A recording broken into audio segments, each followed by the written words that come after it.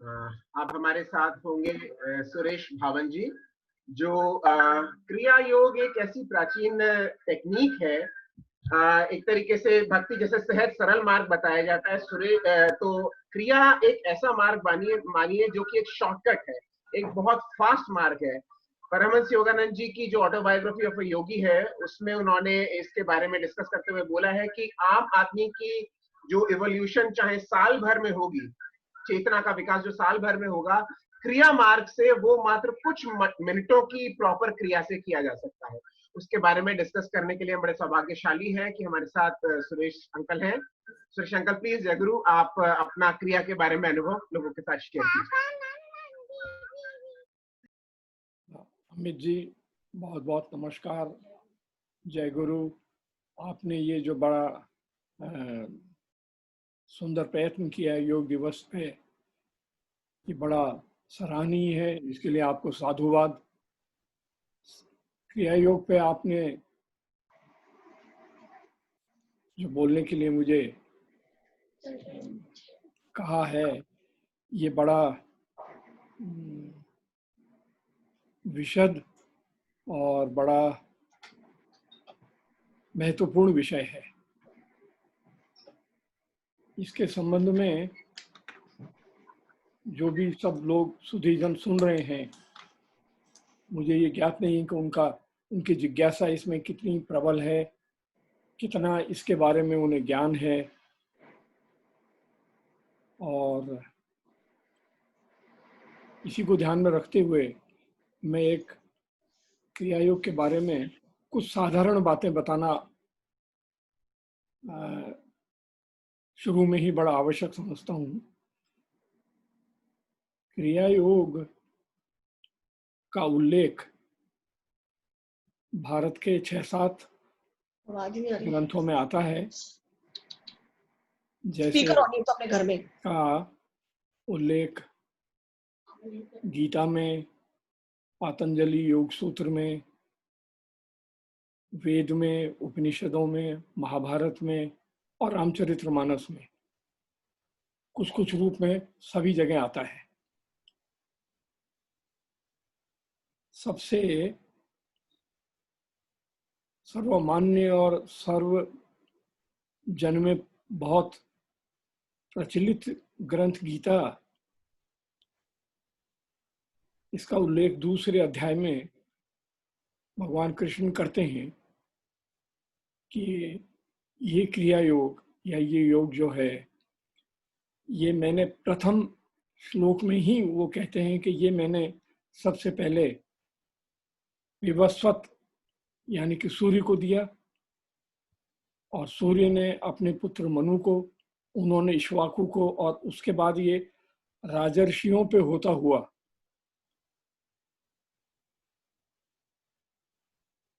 चलता रहा, लेकिन काफी काल के बाद ये लुप्त प्राय हो गया। इसमें कुछ चीजें बड़ी बहुत ही महत्वपूर्ण हैं। प्रथम तो ये, भगवान कृष्ण जब ये कहते हैं कि मैंने सृष्टि के आदि में, कल्प के आरंभ में इसको सूर्य को दिया, तो ये महत्व इस बात का है कि सूर्य जो है उसके पहले कुछ नहीं था। सृष्टि का आरंभ सूर्य से ही होता है। इसलिए उन्होंने ये बताया कि सूर्य को भी सबसे पहले मैंने दिया, और उन्होंने इसको फिर तत्पश्चात अपने विवस्वत ने मनु को, मनु ने इक्ष्वाकु को, और उसके बाद में एक बड़ा महत्वपूर्ण शब्द काम में लिया है, वो है राजर्षियों को। ये राजर्षि शब्द बड़ा महत्वपूर्ण इसलिए है कि जो राज्य भी चलाते हैं, ऋषि के समान भी हैं, अर्थात जो जीवन जीते भी हैं और जो ऋषिवत भी हैं। उन राजर्षियों के अंदर परंपरा से ही चलता रहा। ये कुछ कुछ ऐसा ही है जैसे कि प्लेटो ने भी कहा है कि वो हो जो दार्शनिक हो, जो शासक हों, दार्शनिक भी हों, वो सर्वश्रेष्ठ होते हैं। उसी प्रकार इन्होंने ये जो शब्द काम में लिया है, उसमें उन्होंने, भगवान कृष्ण ने ये नहीं कहा कि सन्यासियों को, उन्होंने कहा राजर्षियों को। खैर, ये इसका बैकग्राउंड है, ये इसका वो है कि ये किस तरीके से क्रिया योग आरंभ हुआ। दूसरे श्लोक में, चतुर्थ अध्याय के में ही भगवान कृष्ण कहते हैं कि ये लुप्त प्राय हो गया, ये लुप्त प्राय हो गया और अब मैं तुम्हें पुनः दे रहा हूं। तो इस संबंध में मेरा एक छोटा सा निवेदन है कि आधुनिक काल के अंदर जो क्रिया योग की परंपरा विश्व के अंदर प्रचलित है, मान्य है, या जिससे लोग परिचित हैं, वो 19वीं शताब्दी के उत्तरार्ध में पूज्य पूज्य लाहिड़ी महाशय द्वारा आरंभ की गई और उन्हें ये क्रिया पूज्य महाअवतार बाबा से मिली कि जो आज भी हैं और हजारों वर्षों से हैं। उन्होंने ही यही क्रिया योग आदि शंकराचार्य को, कबीर जी को इत्यादि कई अलग अलग शताब्दियों में, अलग अलग सेंचुरीज में बहुत बहुत लोगों को दी और आज भी वो स्वयं हैं और कृपा भी करते हैं। तो ये मैं निवेदन कर रहा था कि 18वीं शताब्दी के उत्तरार्ध तक, पूर्वार्ध तक केवल सन्यासियों को दी जाती थी क्रिया। क्रिया योग केवल सन्यासियों को ही सिखाया जाता था। ये पहली बार लाहिड़ी महाशय ने पूज्य महाअवतार बाबा से प्रार्थना करके कि इस समय में ये गृहस्थों को भी कृपा करके उपलब्ध करवा दी जाए, तो उनसे इसकी आज्ञा लेके और ये जनसाधारण में गृहस्थों को भी दी जाने लगी। ये इसका कुछ कुछ बैकग्राउंड है। ये इसके संबंध में जब उन्होंने ये कहा कि मैंने सूर्य को दी सृष्टि के आरंभ में, तो तीसरे ही श्लोक में अर्जुन प्रश्न कर लेते हैं कि आप तो अभी पैदा हुए हैं, आपने ये कैसे दी। उसके संबंध में फिर वो चौथे पांचवें श्लोक में बताते हैं कि भाई बहुनी में व्यतीतानि जन्मानि तव चार्जुने, बहुत तेरे मेरे जन्म हो गए हैं अर्जुन, और ये जो है तू मेरा सखा है और मेरा प्रिय भक्त है, अतः इसलिए मैं तुझे दे रहा हूं। तो मैं संक्षेप में ये निवेदन करना चाह रहा था कि क्रिया योग एक बड़ी अद्भुत, बड़ी आदिकाल से चली आ रही, बड़ी शक्तिशाली, साथ ही बड़ी सरल, सुगम और सहज योग की वो प्रक्रिया है जिससे आत्म साक्षात्कार बड़ी शीघ्रता से संभव है। इसका सबसे पहली बार विश्व के अंदर जो परिचय हुआ वो स्वामी योगानंद जी परमहंस ने ऑटोबायोग्राफी ऑफ ए योगी नाम की एक पुस्तक लिखी, जो कि विश्व की बहुत सारी पुस्तकों से, बहुत सारी भाषाओं में अनुदित हो चुकी है। उन्होंने ही जन साधारण में महाअवतार बाबा, लाहिड़ी महाशय इत्यादि के बारे में जागरूक किया या उनको इसके बारे में परिचय करवाया। और मैं यहाँ बताना चाहूँगा कि यही पुस्तक पढ़ के मुझे पहली बार क्रिया योग में रुचि जागृत हुई। मैं जानना भी चाहता था कि कोई सक्षम व्यक्ति अगर क्रिया योग जो अच्छे से जानते हों, उनसे परिचय हो जाए और ये सीखने को मिल सके तो बड़ी अद्भुत बात होगी। इसी प्रसंग में मेरा सौभाग्य था कि सन 73 मार्च में पूज्य पहाड़ी बाबा, जो एक बड़े निष्णात क्रिया योगी थे, उनसे संभव हुआ कि साक्षात्कार मेरा हो गया, उनसे परिचय हुआ और उन्होंने बड़ी ही अपार करुणा और अपार कृपा करके इस विधि से मुझे अवगत कराया और मुझे दीक्षा देके मुझे अपने आश्रय में लेना स्वीकार किया। इसी संबंध में फिर पहाड़ी बाबा के शरीर छोड़ देने के बाद श्री सत्यायतन आश्रम पे जो उनके स्थान पर अभी विराजमान है स्वामी भुवनेश्वरानंद जी, उनसे भी मुझे अवसर प्राप्त हुआ कि क्रिया के बारे में और आगे मार्गदर्शन, और दीक्षा सन 88 में उन्हें पुनः मुझे दी, और उनके मार्गदर्शन में ही मैं गत वर्षों से ये करता ही आ रहा हूँ। तो ये क्रिया का बैकग्राउंड है।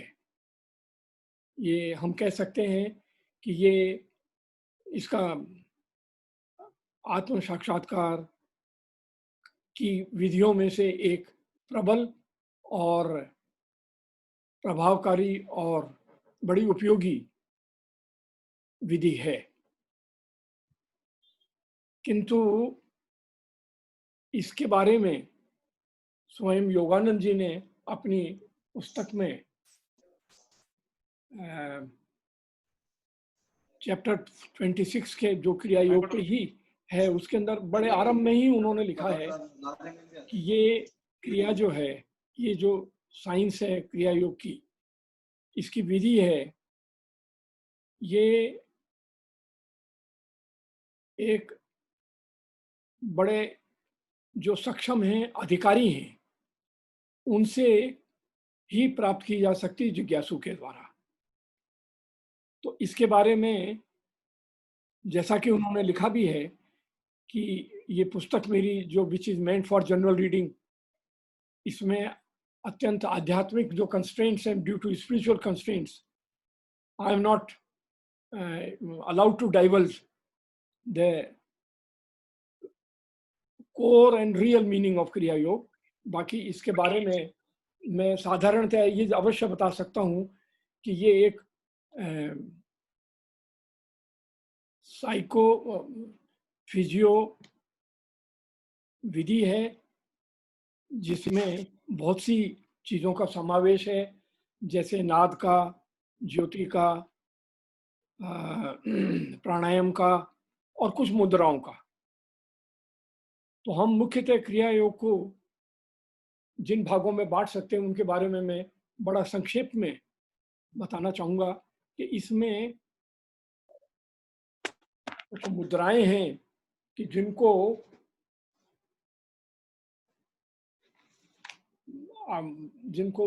ये बताया गया है कि वो मुद्राएं करने से क्रिया योग करने में काफी सरलता भी हो जाती है और उपयोगिता भी हो जाती है। उनमें से पहली है, एक है महामुद्रा। महामुद्रा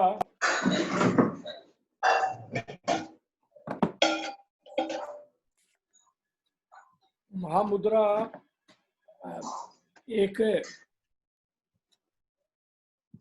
प्राणायाम की ही मुद्रा, एक योगासनों की ही मुद्रा है, जिसको भी सीखा जा सकता, बड़ी सरल है। इसको कई जगह इसका उल्लेख भी मिल जाता है। यहाँ या तो डायरेक्ट रहता है जी, उसको दबाओ ना। मैंने एक दूसरी जूम मीटिंग करी, उसको जी। तो महामुद्रा के बाद में एक दूसरी जो बड़ी आवश्यक है क्रिया, वो है तालव्य क्रिया। ये भी क्रिया योग का ही पार्ट है। तालव्य क्रिया से खेचरी मुद्रा के अंदर बड़ी सहायता मिलती है, और तालव्य क्रिया जो है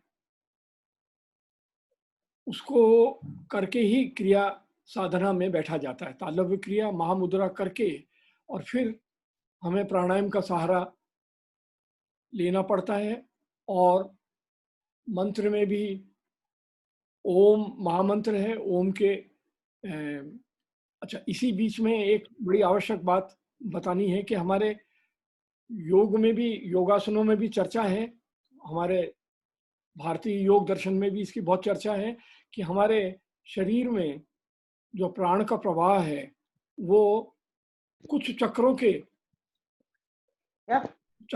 थ्रू होता है, जो कि मूलाधार से लेकर सहस्त्रार तक होता है। क्रिया योग देख लो तुम जरा। तो उन चक्रों के साथ हम प्राणायाम को मिला करके और उन चक्रों के साथ, प्राणायाम के साथ और विशेष मंत्रों के साथ भी इस क्रिया को किया जाता है। किंतु ये सिखाई किसी सक्षम अधिकारी द्वारा ही जा सकती है। उसका मैं ऐसा समझता हूँ कि कुछ कारणों में से 2 कारण बहुत मुख्य हैं। सबसे पहला तो एक ये कि सक्षम अधिकारी जो क्रिया दे सकते हैं, जो सिखा सकते हैं, वो ये देखने में भी सक्षम होते हैं कि जिसको सिखाई जा रही है वो सीखने के लिए सक्षम है, योग्य है या नहीं। और दूसरा, वो उनके लिए जो सर्वश्रेष्ठ आवश्यक और सर्वश्रेष्ठ उनकी साधना के अंदर सहायक हो सके, उस मंत्र को भी प्रदान कर सकते हैं। तो ये 2 चीज एक सक्षम अधिकारी ही कर सकते हैं, और इसलिए क्रिया योग के अंदर ये बड़ा आवश्यक है कि हमें जो क्रिया में बड़े निष्णांत हैं उनके पास ही जाके इसको सीखना चाहिए। इसका तीसरा कारण एक और भी है जिसके बारे में हमें कोई शंका नहीं होनी चाहिए, वो ये कि इसकी क्रिया योग की ये जो आत्म साक्षात्कार की इतनी शक्तिशाली प्रक्रिया है, जिसको हम बड़ी अनुशासन से, रेगुलरिटी से, तन्मयता से, बड़ी श्रद्धा से करते चले जा रहे हैं, तो उसको करते चले जाने में भी ये बड़ा आवश्यक है कि आपका जो पथ पे आप चले जा रहे हो उसमें आपका सही मार्ग निर्देशन होता रहे और कोई भटकाव न हो। इसके लिए भी सक्षम अधिकारी जो क्रिया के हैं वही आवश्यक है।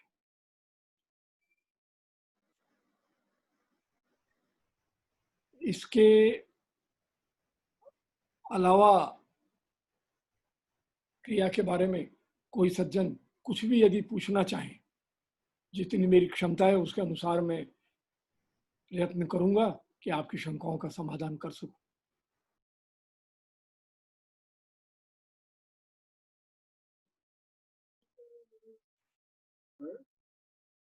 क्या कोई अपना आप लोग अपने आप को अनम्यूट करके क्रिया के बारे में यदि कोई स्पेसिफिक सवाल है तो पूछ सकते हैं, क्योंकि ये थोड़ा रहस्यमय और गुह्य वो हो जाता है, तो वो जो उसमें वाकई रुचि लेने वाले हैं उनको और डिटेल में उससे डिस्कस किया जा सकता है। अभी तो केवल अंकल ने ऊपर ऊपर का, हमें समुद्र के ऊपर ऊपर का केवल हमें घुमाया है। किसी के कोई सवाल है जो गहरा ढूंढना चाहे तो पूछ सकते हैं अपने आप को अनम्यूट करके। सर, ये जयपुर में क्रिया योग कहाँ पे करवाते हैं? जी, क्रिया योग कोई ऐसी चीज नहीं कि जो सामूहिक रूप से कहीं करवाई जाती हो। क्रिया योग स्वयं करने का ही एक साधन है, और आप सक्षम क्रिया अधिकारी से सीख करके स्वयं ही करेंगे। तो सर वो सक्षम अधिकारी कैसे ढूंढ सकते हैं, मतलब? जयपुर में वैसे तो अभी मतलब ये योगोदा सत्संग सोसाइटी का सेंटर है, वहां पे भी आप जाके एक बार प्रिलिमिनरी अंडरस्टैंडिंग के लिए वहां पे आप जा सकते हैं। योगोदा सत्संग सोसाइटी का है पुरंदर गार्डन में, वहां पे बेसिक लेसन्स वगैरह मिल जाते हैं। उसके बाद एडवांस उसके लिए कनक घाटी आश्रम में गुरुदेव है, वहां पे भी आप संपर्क कर सकते हैं, पर बेसिक आपको मतलब वहां पे लेना पड़ेगा। ठीक है सर। बाकी क्रिया योग के बारे में आपकी काफी जिज्ञासाएं ऑटोबायोग्राफी ऑफ योगी पुस्तक से, अगर आपने सर पढ़ी है। सर ये मैंने किताब पढ़ रखी है और ये इसी तो आपकी ये इसमें पहली बहुत किताब थी। जी, तो तो ये फिर पहली आप किताब को पढ़ के मेरे को बहुत मतलब स्पिरिचुअलिटी में इंटरेस्ट आया था। जी हाँ, बहुत बिल्कुल सही फरमाया आपने। आप इसको पढ़ के आदमी की जिज्ञासा आध्यात्मिकता के क्षेत्र में बड़ी जागती है। ये उस संबंध में बड़ी इसने अनेकानेक लोगों को इस मार्ग में प्रवृत्त किया है, इसमें कोई संदेह नहीं है। लेकिन इसको सीखना तो सक्षम अधिकारी से ही पड़ेगा। ठीक है सर। और जैसा श्रीवास्तव जी ने बताया, इसके दोनों ही साधन है। आप इसकी आरंभिक जिज्ञासा जो है आपकी योगोदा सेंटर जो जयपुर का है, जो योगानंद जी का है, उसमें जा सकते हैं। और बाकी इन्होंने जैसा बताया कि कनक घाटी के अंदर गुरुदेव हैं, उनसे भी आप संपर्क, मतलब ये उनके ऊपर भी है, आप पे भी है, संपर्क कर सकते हैं। और बहुत ईगो है मेरे हस्बैंड में। जी, और किसी के कोई सवाल है? हाँ तो ईगो है हमसे, तो शायद बुलाएगा।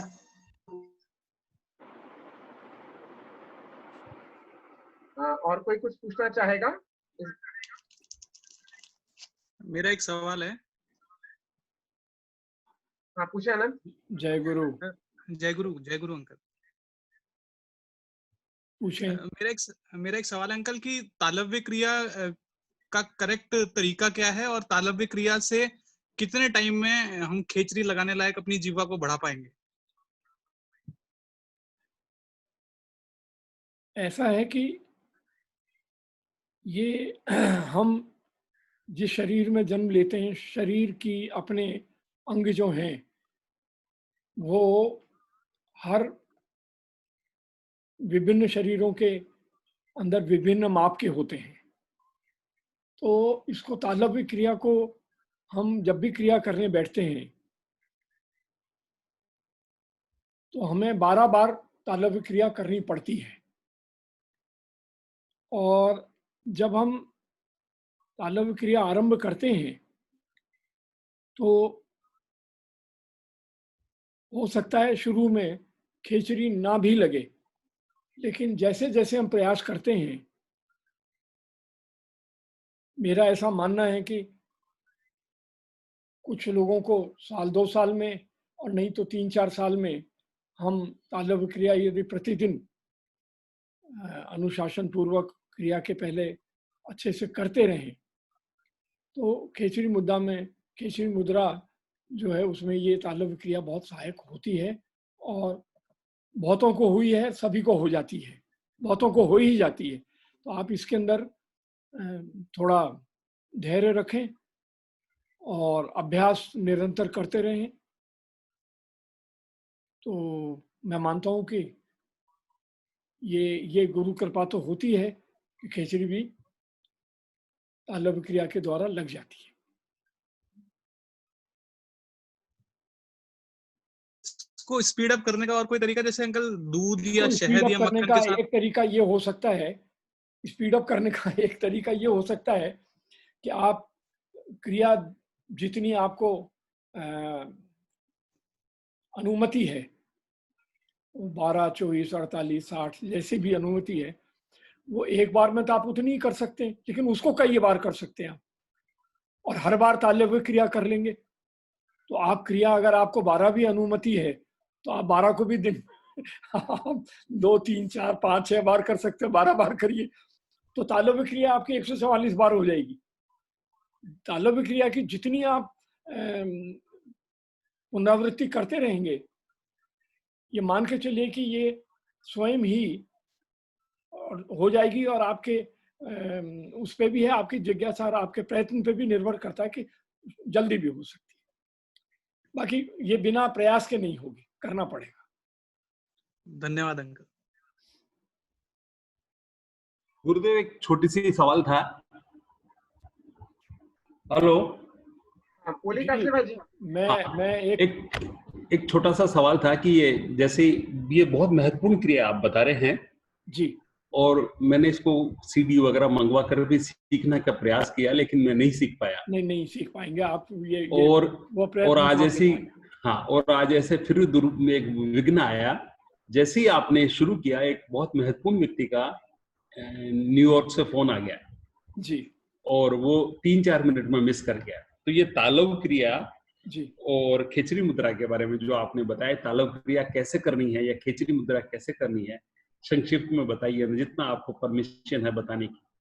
हाँ नहीं, तालव्य क्रिया जो है वो मैं आपको करके बता सकता हूँ, आपको प्लीज सामने प्लीज। ही करके बता देता हूँ। मतलब जैसे अपन क्रिया योग में जाएंगे तो जी हाँ। पहला स्टेप क्या है, सेकंड स्टेप क्या है, ऐसे थोड़ा सा पहले बताइए महामुद्रा, बच्चों के। पहले महामुद्रा करनी आवश्यक होती है। देखिए हाँ। महामुद्रा, ये इस तरीके से महामुद्रा जो है, ये आसन सारे बाबा जी के क्रिया योग के अंदर ये एक पुस्तक मिलती भी है। हाँ, जिसके आप अंदर इसको ये रखिए, आता मैं है। एक बार फोटो खींच लेता हूँ इसकी। महामुद्रा का ये फोटो नहीं है, महामुद्रा मैं आपको थोड़ी देर में निकाल दूंगा। महामुद्रा, महामुद्रा गूगल पे फोटो अगर आप आप ले इमेज करने की कोशिश करेंगे तो शायद मिल जाएगी। ये वैसे अर्ध आप पश्चिमोत्तानासन है। आप फोटो ले लीजिए महामुद्रा। हाँ ये देखिए, एक सेकंड, एक सेकंड सर।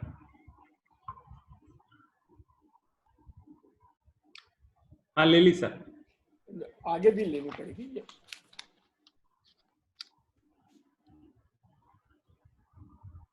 थोड़ा सा ऊपर कीजिए सर। हाँ ठीक है। महामुद्रा जो है इसी से हम आरंभ करते हैं। ये चारों पांचों जो स्टेप थे महामुद्रा के ही थे। जी हाँ। ठीक है। महामुद्रा करने के बाद में तालव्य क्रिया करके फिर प्राणायाम किया जाता है मंत्र जप के बाद। तो महामुद्रा का बता दिया आपने, फिर तालव क्रिया क्या होगी सर? तालव्य क्रिया मैं आपको करके बता सकता हूँ। प्लीज प्लीज बताइए सर।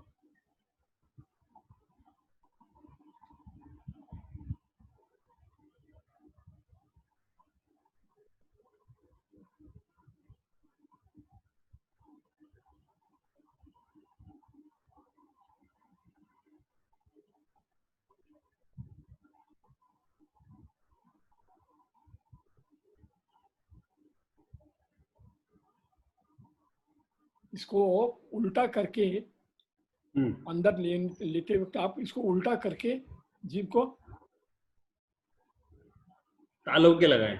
हाँ तालू के लगा के जितना पीछे ले जा सकते ले जाए। और सांस की क्या स्थिति रहेगी उस समय? जो सांस की स्थिति क्या रहेगी? जैसे जीभ को निकाला तो सांस का इससे कोई लेना देना कोई लिंक नहीं है। ठीक है कोई लिंक नहीं। महामुद्रा से आप ये, लेकिन ये चीजें जो हैं ये बस बैठने के लिए, जैसे अपन कुर्सी पे बैठ जाते हैं, आसन में बैठ जाते हैं, पीठ सीधी कर लेते हैं, हम सुखासन में बैठे हैं, उस तरीके से क्रिया से इसका संबंध इतना ही है कि आपका जो क्रिया करना इसकी वजह से सहज हो जाता है। और ये कितनी बार करना है ये तालव क्रिया? 12 बार। 12 बार। ठीक। अब ये करने के बाद फिर आपको तो क्रिया फिर तो क्रिया की वो और है, आपको मंत्र जप है, प्राणायाम है। गुरुदेव बताइए। सबसे आखिर में जो है इसके अंदर योनि मुद्रा भी बहुत आवश्यक है, जिसको ज्योति मुद्रा भी बोलते हैं। वो इस तरीके से की जाती है कि आप अगर देख सकें। दिख रहा।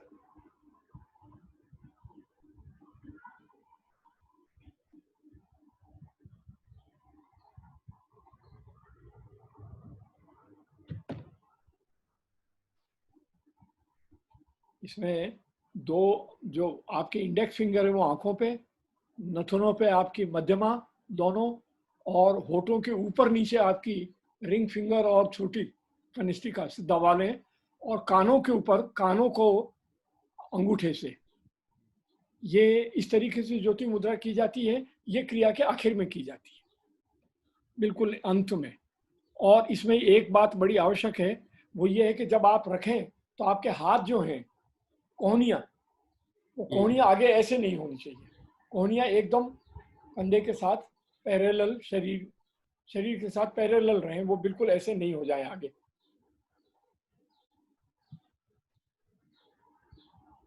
ये इनके आगे पीछे की चीजें हैं, बीच की चीज आपको सीखनी पड़ेगी।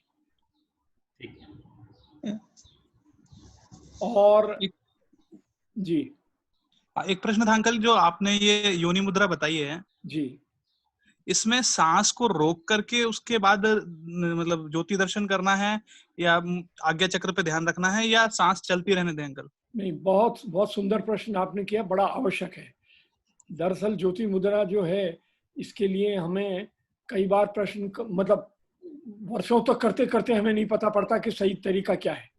जी इसका सही तरीका, जैसे कि मैं आपसे निवेदन करूं, मुझे कई वर्षों के बाद, लगभग 20-25 वर्षों के बाद एक बार गुरुदेव ने मुझे बताया कि हाथ आगे नहीं रहने चाहिए, बिल्कुल एकदम हाथ स्ट्रेट रहने चाहिए, कंधे की सीधे रहनी चाहिए, कोई नहीं। तो ये जो चीज है, ये गुरु के सामने करने से ही मालूम पड़ पाती है।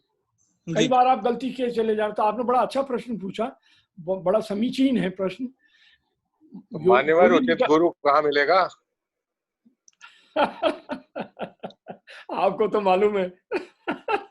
आपको तो पता है। नहीं, पर बाकियों को भी पता होना चाहिए, या आप दीक्षा दे दोगे?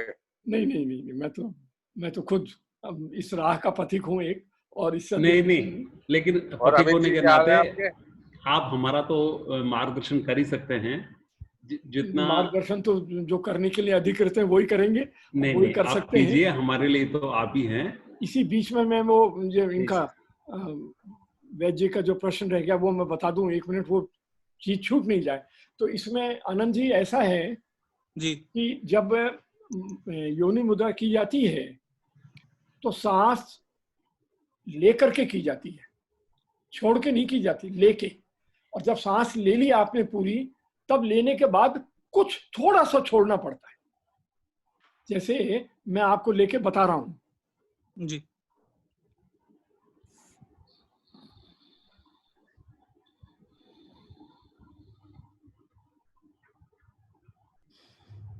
थोड़ा सा छोड़ के बाकी को रखे रहें, और उसके बाद योनि मुद्रा करें, और उसको सहज रखें। किसी भी जगह, आंखों पे, कान, किसी भी जगह बहुत अधिक दबाव नहीं होना चाहिए, बस इतना हल्का सा रहना चाहिए कि वो बंद रहे। और जितनी देर तक आप इसको रख सकें, जितनी देर तक रख सकें, बस उसके अंदर ये भी नहीं होना चाहिए कि आपका कोई दम घुटने लगे, ऐसा। उसके बाद निश्वास छोड़ दें, और उसके बाद में स्वयं ही सांस को चलने दें जैसी चल रही।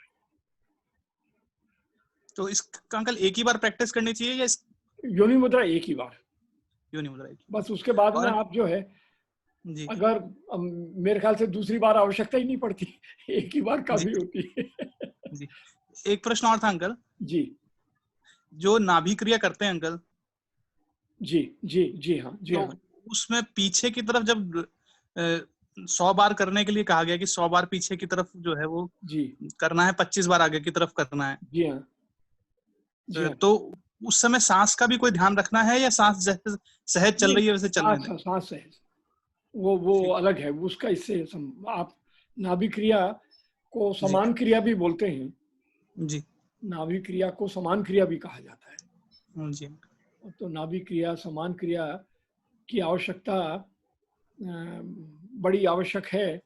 जो साधक इसमें थोड़ा आगे बढ़ जाएं, उनके लिए बड़ा आवश्यक है ये, उससे बैलेंस बना रहता है। जी बैलेंस बना रहने के लिए नाभि क्रिया बहुत ही उपादेय है, बहुत ही उपयोगिता है इसकी। और एक स्टेज के बाद जाने के बाद इसकी बड़ी आवश्यकता होती है। ठीक जो बढ़ते जाते हैं आप रास्ते में आगे, जी जैसे आप पहाड़ पे ऊंचे चढ़ते जाइए तो गिरने का खतरा और ज्यादा होता रहता है, और ऊंचाई से गिरोगे, फिसलोगे तो ज्यादा चोट लगेगी। तो जैसे जैसे क्रिया की शक्ति से आपकी बॉडी जो है, जैसा कि योगानंद जी ने अपनी पुस्तक में भी लिखा है, और काशीवाल साहब इसको अगर पढ़ी है पुस्तक उन्होंने, तो उन्होंने पढ़ा भी होगा इसमें, कि ये क्रिया योग जो है, प्रक्रिया ऐसी है कि जिसके अंदर आपके ब्लड जो है बड़ा जबरदस्त ऑक्सीजनेट हो जाता है। आपने पढ़ा होगा इसको उसमें, जी आनंद जी ने लिखा है। नहीं, मैं वहां तक कभी नहीं पहुंच पाया। हो जाता है, और जब ब्लड बहुत कहाँ पे लिखा होगा सब, कौन से अध्याय में? 26वें अध्याय में? 26 में, हाँ 26वें में ही। आप बड़ा उसको थोड़ा कंसंट्रेशन से ध्यानपूर्वक अगर पढ़ेंगे तो उसमें मिल जाएगा आपको कि वो बड़ा ऑक्सीजनेटेड जो है, ब्लड ज़्यादा जब हो जाता है, then your body becomes very much charged. It is charged by pranic energy. तो उस समय जैसे जैसे ये एक सीमा से अधिक आगे बढ़ता जाता है, तब आपको नाभि क्रिया, समान क्रिया की बड़ी आवश्यकता।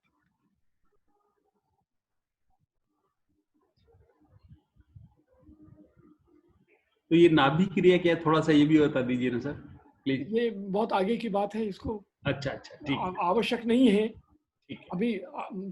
अभी आवश्यक नहीं। ये बस इतना ही, मैं इतना पर्याप्त होना चाहिए कि जब क्रिया से, क्योंकि ये एक टेक्निक जो है, इस टेक्निक से मैं थोड़ा सा करेक्शन करूंगा। अमित जी ने कहा था कि ये जो चीज 1 साल के अंदर साधारणतया आदमी का आध्यात्मिक उन्नति धर्म पूर्वक आचरण करने से 1 वर्ष में जितनी होती है उतनी कुछ मिनटों में हो जाती है। वो मिनटों वाली बात सही नहीं है, वो एक क्रिया में हो जाती है। वो मेरे ख्याल से कहना भूल गए, उनको बोलना चाहिए था कि एक क्रिया में 1 वर्ष के बराबर हो जाती है प्रगति आध्यात्मिक। तो उस दृष्टि से ये जो चीज है क्रिया योग, ये बहुत द्रुत गति से साक्षात्कार की तरफ ले जा सकता है यदि इसको विधि पूर्वक किया जाए, सही निर्देश में किया जाए और सही तरीके से किया जाए। ये बड़ा बहुत ही जीव कल्याण के लिए बड़ी अद्भुत वस्तु है, बड़ी अद्भुत विधि है। वस्तु क्या अद्भुत, बड़ी बहुत ही अद्भुत विधि है यार। इसको सौभाग्य की बात है कि इसको हम काम में ले सकें, तो लिया जाना चाहिए।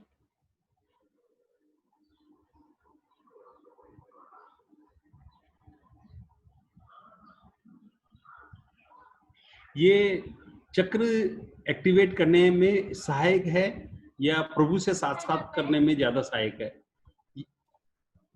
मतलब ये क्रिया योग कहाँ मुख्य भूमिका है इसकी?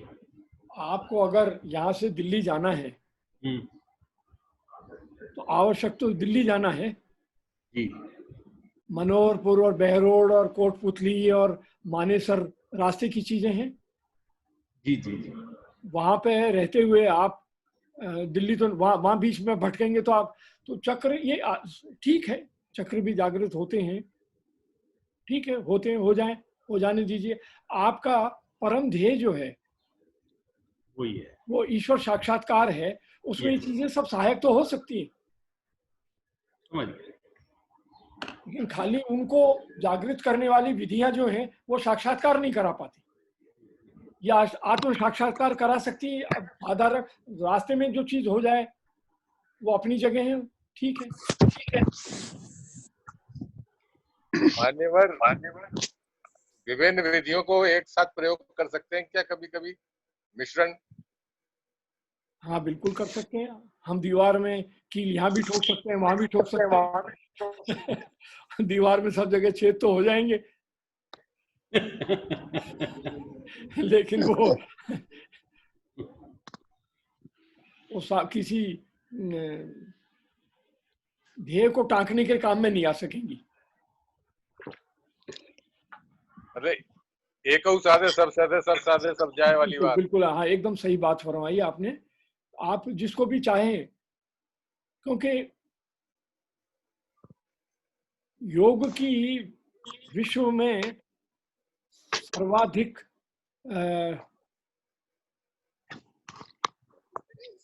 जिसको कह सकते हैं प्रामाणिक पुस्तक है वो विज्ञान भैरव तंत्र है। और विज्ञान भैरव तंत्र में 112 विधियां हैं आत्म साक्षात्कार की। क्रिया योग उनमें से एक है।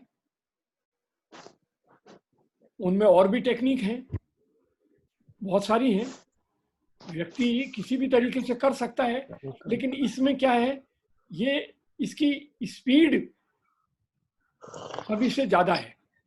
ये बहुत तेजी से कर सकती है काम। ये काम वो कर सकती है बहुत कम समय में, जिसको करने में अदरवाइज बहुत समय लग सकता है। साधारण प्लेन और जेट वाली बात है। जी जी बिल्कुल। जेट स्पीड, वो योगानंद जी तो पुस्तक में साफ ही लिखा है कि it is a journey in jet. तो ऐसा तो है नहीं कि अभी हमारे प्रवासी मजदूर निकले तो बंबई से लखनऊ गोरखपुर नहीं पहुंचे, पैदल चल के भी पहुंच गए। पहुंच तो जाता है आदमी, समय कितना लगता है इस पर निर्भर करता है। ट्रेन में बैठोगे आप 24 घंटे में पहुंच जाओगे, जेट में पहुंचोगे तो 1 घंटे में भी पहुंच सकते हो आप। ये अंतर है। गुरुदेव, ये जो विज्ञान भैरव तंत्र है, आपसे मैं निवेदन करूं, मैं आपका साथी हूं, कोई बात नहीं, अभी गुरु की जगह बैठो हूं मैं। इस शब्द को आप, ये बड़ा महती शब्द है, इसका प्रयोग मुझे बड़ा संकोच और असमंजस में डाल देता है, धर्म संकट में डाल देता है। मैं इसके नहीं, हमारी कृतज्ञता है, कोई बात नहीं, मैं ये शब्द काम में नहीं लेता, लेकिन अभी आप व्यासपीठ पे हो एक तरह से। तो ये विज्ञान भैरव तंत्र जो है जी, जो आपने बताया, जिसमें 112 विधियां दी गई हैं। हाँ, ये किसकी लिखी हुई पढ़नी चाहिए? ये लिखी हुई किसी की नहीं, ये शिव पार्वती संवाद है। अच्छा। भगवान शिव जो हैं, माता पार्वती उनसे पूछती हैं कि आत्म साक्षात्कार की कितनी विधियां हो सकती हैं या हैं। तो उन्होंने बताया कि 112 तरीके की विधियां हैं और 112 तरीके की विधियों के लोग होते हैं, और किसके लिए कौन सी सब सर्वोत्तम होती है, ये योग्य व्यक्ति वो जो है। अब उल्लेख आता है, एक उल्लेख आता है जी जी, स्वामी रामकृष्ण परमहंस जो थे, उन्होंने विवेकानंद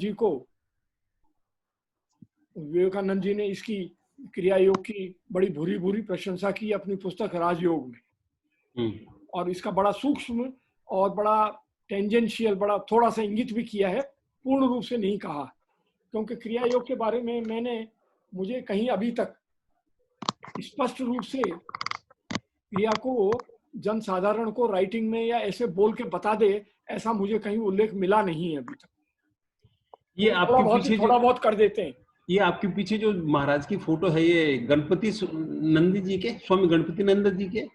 नहीं, ये पहाड़ी बाबा हैं जिनसे मैंने दीक्षा। अच्छा। और अब उनके स्थान पे जो बैठे हुए हैं स्वामी भुवनेश्वरानंद जी, जिनसे मैंने 88 में लिया। मेरे पास उनका चित्र है, मैं चित्र आपको मेरी पूजा में दिखा सकता हूँ, आप देख लें। जो अमित जी ने आपको बताया,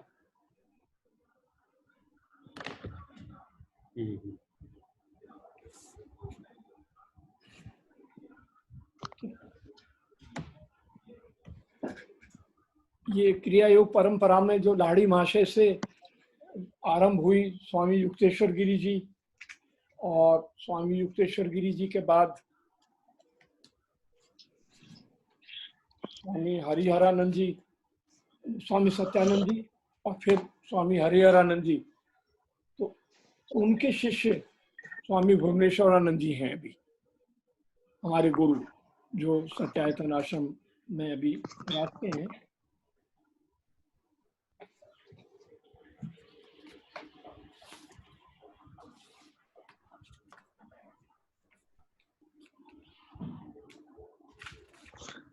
और का कोई सवाल? अंकल, ये गुरु जी की गद्दी साक्षात्कार किया जा सकता है क्या क्रिया योग के माध्यम से?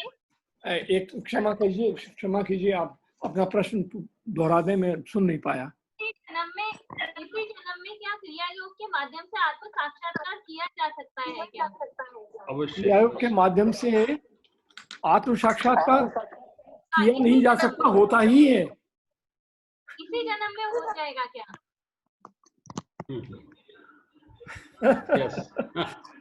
ऐसा नहीं होता, इसमें कितने जन्म वाली कोई बात नहीं होती, ये निर्भर आपके ऊपर करता है। ये निर्भर आप पे ही करता है कितने जन्म में आपके लिए। जैसे कि स्वामी योगानंद जी ने लिखा है कि everything in life can wait but not my search for God. जीवन में हर चीज जो है it can wait but not my search. आपके लिए ये कितनी महत्वपूर्ण है आत्म साक्षात्कार की मंजिल, ये उस पर निर्भर करेगा। अंकल अभी हम लोगों को तो जैसे क्रिया योग मिली नहीं है, क्रिया योग की दीक्षा नहीं मिली, जी तो जी, हम लोग फिर कैसे आत्म साक्षात्कार कर पाएंगे? नहीं अब ये तो देखिए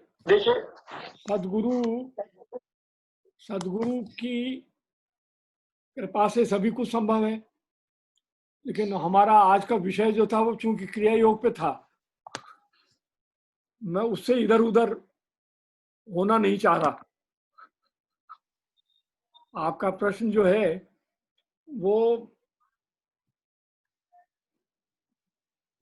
उसका यथेष्ट उत्तर आपको कोई सदगुरु ही दे सकते हैं।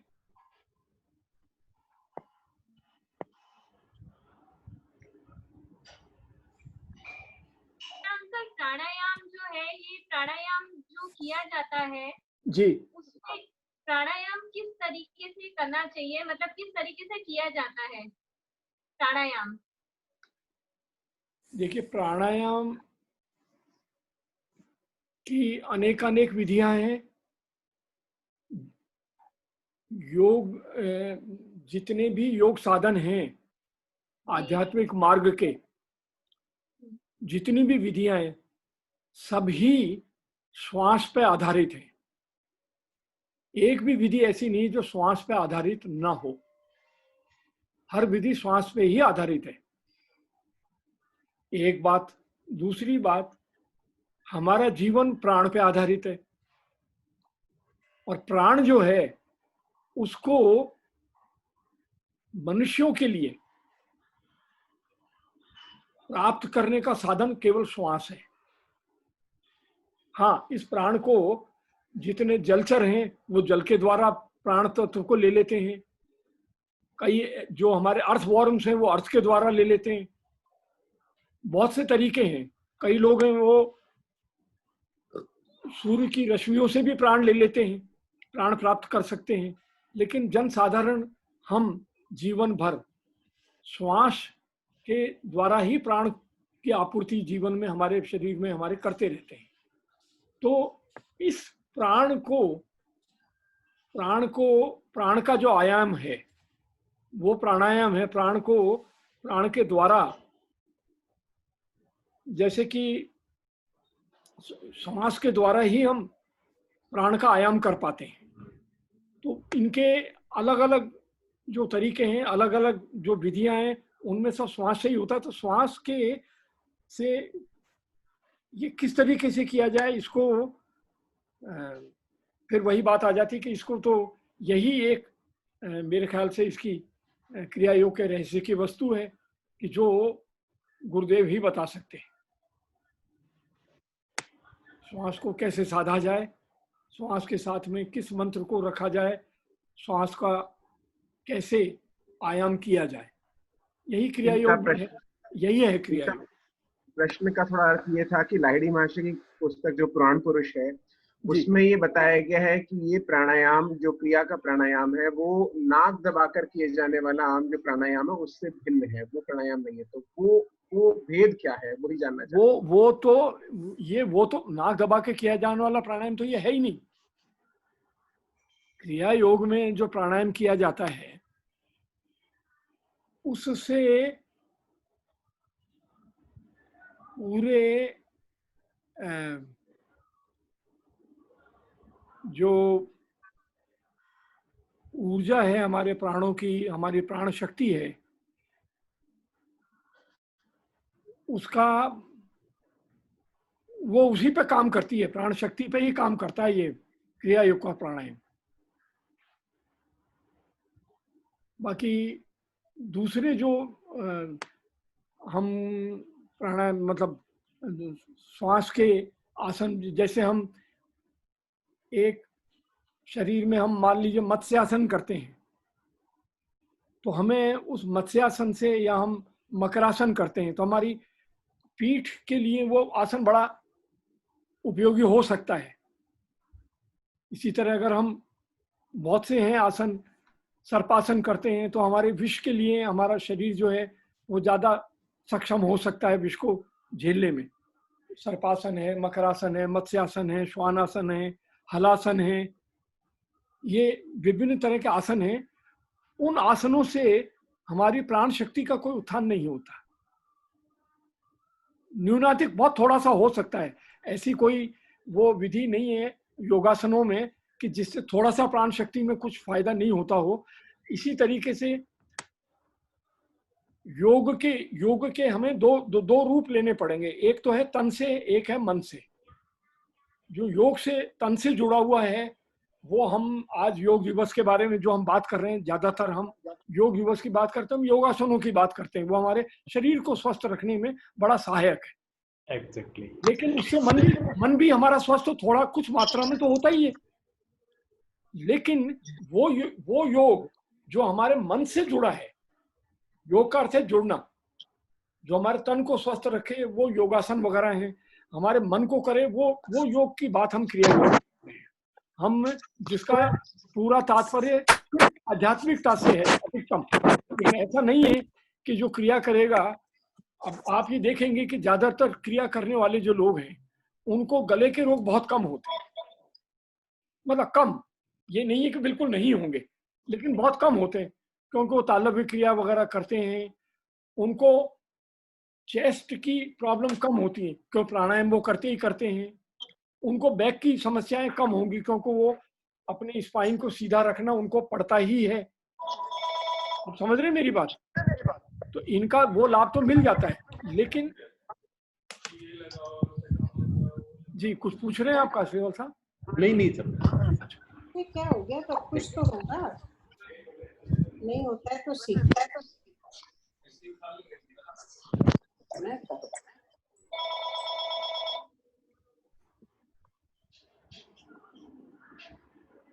ये कैसे डिस्टर्बेंस आ रहा है?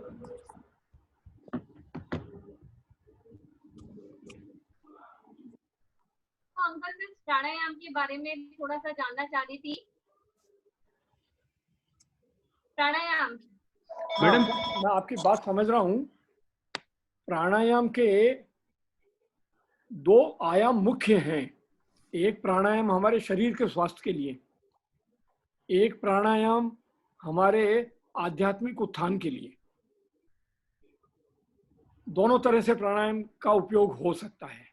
शरीर के बारे में मुझे अधिक ज्ञान नहीं है क्योंकि मैंने उसके बारे में कभी प्रयास किया नहीं, लेकिन जैसा मेरे को विदित है साधारण ज्ञान से, वो यही है कि आप एक तरफ से सांस ले रहे हैं, थोड़ी देर रोक रहे हैं, दूसरी तरफ से सांस निकाल रहे हैं, फिर उधर से ले रहे हैं, फिर रोक रहे हैं, फिर दाहिने नौकरी से लिया, फिर बाएं से लिया, और इसको आप कर रहे हैं। इससे आपके जो लंग्स हैं वो मजबूत हो जाते हैं, आपका ऑक्सीजनेशन भी ब्लड में हो जाता है। प्राणायाम के और भी तरीके हैं, जैसे कि कपालभाति है, भस्त्रिका है, रेचक पूरक कुंभक है, वो एक, लेकिन ये हमारे शरीर संबंधी है प्राणायाम के इसके उपयोग। आप यदि क्रिया से संबंधित प्राणायाम के बारे में कुछ जानना चाह रहे हैं तो उसके बारे में मेरा निवेदन ये कि उसके बारे में मैं अधिक कुछ यहाँ पे डिस्कस में कर नहीं पाऊंगा। अंकल अभी गुरुदेव कहाँ पे आश्रम गुरुदेव जी का, मतलब जो मेन गुरुदेव है अभी? भुवनेश्वरानंद जी। वो तो जयपुर में है भुवनेश्वरानंद जी तो। अच्छा, नहीं आपने जो फोटो दिखाई थी ना अभी, पहाड़ी बाबा वो तो अब रहे ही नहीं, उन्होंने तो सन 76 में शरीर छोड़ दिया था। फोटो अभी गुरुदेव की दिखाई थी ना आपने अभी? जी हाँ वो आपने बताया था, वो आपने कनक घाटी बोला ही था, आपने दोबारा बता दीजिएगा। इनको मैं अगर दिनेश जी जाना चाहेंगे तो मैं ले जाऊंगा इनके साथ। हाँ चलिए, वो तो सर्वश्रेष्ठ है। थैंक यू सर्वश्रेष्ठ, वो सर्वश्रेष्ठ।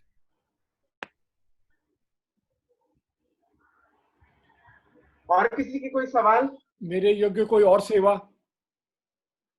अतुल जी से रिक्वेस्ट करेंगे आपको बुलाते रहें। अंकल जी एक प्रश्न था। हाँ, आज्ञा करें। हाँ, अंकल जैसे आहार का बहुत महत्व रहता है साधना में। जी हाँ। तो कोई विशिष्ट तरह का आहार या विशिष्ट तरह के आहार की विधि जिससे योग साधना में हेल्प मिल सके? मेरे ख्याल या से इंद्रिय इसके बारे में सबसे अधिक बताने के सक्षम अधिकारी तो आप स्वयं हैं। नहीं, आयुर्वेद की दृष्टि से नहीं, आध्यात्म की दृष्टि से। आयुर्वेद जो है, देखिए ऐसा है, एक बड़ा प्रासंगिक उदाहरण में यहाँ उद्धृत करना चाहूंगा जी कि स्वामी विशुद्धानंद जी जब जी हाँ, जब वो अपने बहुत बाल्यावस्था में ही उनको और उनके एक सहपाठी थे, उनको दोनों को, जबकि उनके सारे घर वालों ने अबेंडन कर दिया था और वो काला ज्वर से पीड़ित थे, वो लगभग मृत प्राय थे, तो एक सन्यासी उन दोनों बच्चों को उठा के और आकाश मार्ग से अपने गुरु के पास ले गए। उन्होंने बुलवाया था और वहां वो रहे, अनेकों अनेक वर्षों तक रहे। जब वो लगभग हो गए 35-40 साल के, तब उन्होंने उनको भगा दिया वहां से, अब जाओ तुम संसार में। तो रोने लगे गुरु के सामने, जो कि वाइस चांसलर थे उनकी सूर्यलोक की यूनिवर्सिटी के। तो उन्होंने कहा, साहब हम कहाँ जाए, हमें तो कोई पढ़ाई की नहीं, कोई डिग्री नहीं, कोई क्लास नहीं, हमें रोटी कौन देगा, हम खाएंगे क्या, संसार में क्यों भेज रहा, हमें तो अपने पास ही रखो आप, यहाँ आश्रम में हमें सुबह शाम भोजन मिल जाता है, आपकी सेवा करते हैं। तो उनका नहीं, तुम जाओ, और तुम्हें मैं 2 चीजें बता रहा हूँ, एक है आयुर्वेद और एक है ज्योतिष। ये दोनों वेदांग हैं। उन्होंने विशुद्धानंद जी से कहा, ये दोनों वेदांग हैं, और तुम इनमें, तुम्हारी जो लाड़ी माशाह ने अपनी लिखा है कि 72,000 नाड़ियां होती है हमारी। पहाड़ी बाबा तो साफ बोला ही करते थे कि ज्योतिष में निष्णांत वो होता है जिसकी ज्योतिष नाड़ी खुल जाए। आयुर्वेद में निष्णांत वो होता है जिसकी अश्विनी नाड़ी खुल जाए, वो फिर गलत निदान करता ही नहीं। जिसकी ज्योतिष नाड़ी खुल गई, वो कुंडली को देख करके सही जगह ही उसकी दृष्टि जाती है। तो उन्होंने जो कहा, ये दोनों वेदांग हैं। तो आयुर्वेद और ज्योतिष ये तो भाई बहन हैं, दोनों भाई हैं, बल्कि जुड़वा भाई हैं, ये वेद के अंग हैं। तो कोई आध्यात्म ऐसा नहीं है जो आयुर्वेद से अलग है, या आयुर्वेद ऐसा, आप आयुर्वेद को अगर आध्यात्म से अलग कर लो तो ये पंगु हो जाएगा वैद्य जी। बिल्कुल सही है। ज्योतिष को आप अगर आध्यात्म से अलग कर लो तो वो भी पंगु हो जाएगा। इसलिए आहार वही उचित है जो आप बताएं, जो आयुर्वेद की दृष्टि से आप बताएंगे, वो आहार जो है आध्यात्मिकता में भी लाभकारी रहेगा। हाँ, मैं इतना जरूर कहूंगा, गुरुदेव ने ऐसा बताया है कि आदमी को क्रिया करने के कम से कम भी 2 घंटे तो कम से कम आवश्यक है, खाना पिया हुआ रहना चाहिए। खाने के 2 घंटे बाद ही करें, कम से कम 2 घंटे का हो, अगर 3-4 घंटे हो तो बहुत अच्छा है। इसीलिए सूर्योदय के समय आप जब रात्रि भर आपने भोजन नहीं किया हुआ है, रात में तो आप सोते रहे हैं, तो इसीलिए हमारे ब्राह्म मुहूर्त में सवेरे हमारा 4-5-6 घंटे का गैप हो गया हो, उस समय शरीर बड़ा वो उसमें वो नहीं, बाधक नहीं हो पाता। तो बस आहार का इतना ही महत्व है। आहार जो है वैद्य जी महाराज, वो हमारे को शरीर से बांधता है। इस संबंध में एक बड़ा एक अच्छा मुझे प्रसंग याद आ गया है अभी स्मृति में, कि एक बड़े ही रामकृष्ण ठाकुर पर रामकृष्ण परमहंस के बड़े भक्त थे, बड़े अच्छे। तो वो एक दिन उनके पास आए और वो आके ठाकुर रामकृष्ण परमहंस के पास बैठ गए। वो बड़े जमींदार थे कहीं के, और वो चुपचाप बैठे रहे, बड़े उदास और बड़े अनमने से। उनके साथ जो उनके दरबारी चला करते थे, उन्होंने ऐसे ही कहा कि आज तुम बड़े सुस्त से कैसे लग रहे हो। तो उन्होंने कहा, साहब ये अभी अपनी पत्नी, अपनी जो छोटी बच्ची है उसके पति का शमशान में कर्म करके आ रहे हैं, अपनी बच्ची का। उनकी एक ही बच्ची थी, वो विधवा हो गई। उस जमाने में विधवाओं का बड़ा वो होता था, तो वो बड़े दुखी से बैठे थे वहां। ठाकुर रामकृष्ण परमहंस ने उनको कोई सांत्वना नहीं दी। उन्होंने कहा, एक बड़ा घी डाल के बड़ा मोटा पराठा बना के लाओ। उनसे कहा, ये गुरु आ गया, तुम इसको खाओ। और उनको जबरदस्ती खिलाया। खैर वो इतने शौक में थे, उन्होंने कहा 2-3 दिन कुछ खाया पिया होगा, उन्होंने उनको खिलाया। खैर वो बात कुछ नहीं, वो खाया पी के चले गए। तो उनके जो ठाकुर रामकृष्ण परमहंस के शिष्य वो कहने लगे, महाराज आपकी ठाकुर की बात समझ में नहीं, आपने ये क्या किया? उनका अरे देखो वो अभी शोक में है बहुत ज्यादा। शोक जो है आकाश तत्व का भाग है, मैं इनको पृथ्वी तत्व में लाना चाहता हूँ, तो ये घी और रोटी ले आएगा इनको मेरे कोई सांत्वना काम नहीं आएगी अभी। तो वह जी ऐसा है हमारा जो हमारा आकाश तत्व को बढ़ा सके ऐसा भोजन आध्यात्म के लिए अच्छा है। मैडम हमारा भी चला दो लाइट वाइट। धन्यवाद अंकल। तो जो सबसे ज्यादा आप ही बता सकते हो कौन सा भोजन श्रेष्ठ है, और ये जरूर होना चाहिए कि अधिक नहीं होना चाहिए, मितभाषी हो, मतलब आदमी बैलेंस में रहे, न कम न ज्यादा। कुछ भी बताइए अब आप। आज्ञा करें गुरु जी। गुरु मत बोलो। मेरी आवाज आ रही है आपको? मैं गुरु जी तो वहाँ आश्रम में बैठे हैं, आप मुझसे अच्छा हाँ, मैं आपका साथी वो जो आपने किताब बताई है वो क्या नाम है दोबारा? भैरव तंत्र, और कहाँ मिलेगी वो? विज्ञान भैरव तंत्र। दरअसल साहब विज्ञान भैरव तंत्र पुस्तक तो बहुत मेरे ख्याल से 3-4 पेज की है। अच्छा। उपनिषद के समान है ये, कोई मतलब उसका कोई अर्थ नहीं है। अगर मिल भी जाए आपको तो उससे आप कुछ ज्यादा समझ नहीं पाएंगे।